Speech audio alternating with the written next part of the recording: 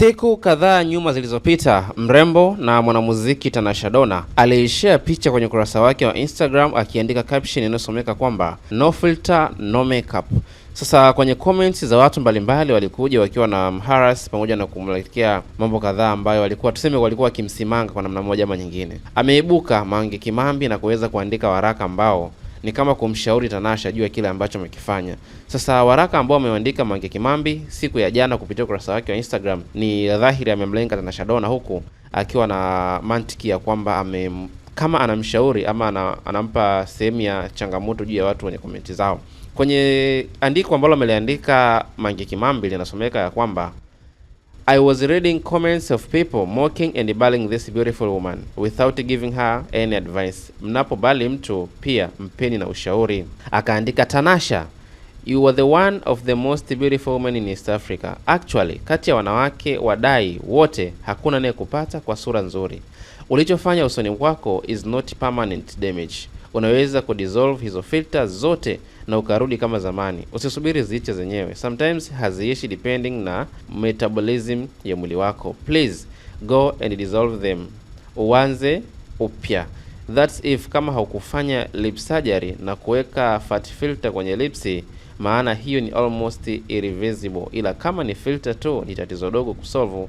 That said, mimi kama dada yenu na shauri, kama umezaliwa bila kasoro yoyote kubwa usoni, usiguse uso wako unless umezaliwa na kasoro usoni ambayo ndo kitu cha kwanza mtu ananoti usoni kwako. Labda unapua kama ya Baba Levo, hapo sawa, kahangaike kurekebisha. Ila please don't touch your face kama umezaliwa poa tu, unless ufike uzeeni ufanye surgery ya kutoa makunyanzi usoni. Otherwise don't touch your face. Hizo parts zingine za mwili wako utajua mwenyewe. Fanya unachotaka, at least hizo parts zingine ukiharibiwa unaweza funika na nguo, ila usoni unafunika na nini?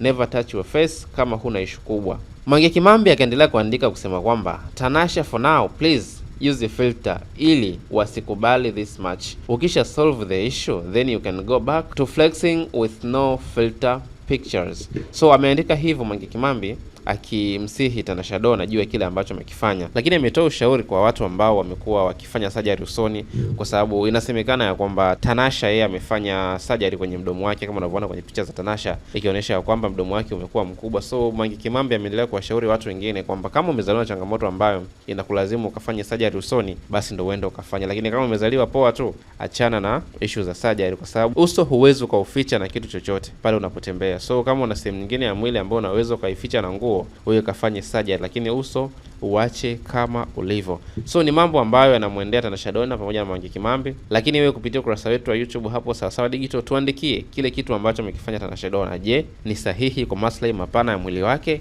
ama unaona alikurupuka kwenda kufanya hiyo surgery ya mdomo? Unamuonaje muonekano wake mpya baada ya kufanya hiyo surgery? Lakini Mange Kimambi ushauri wake, je, wewe kwa upande wako umeuonaje ama umeuchukuliaje? Tuandikie hapo kwenye upande wa comments, lakini kumbuka hii ni Sawasawa Digital, habari kiganjani mwako.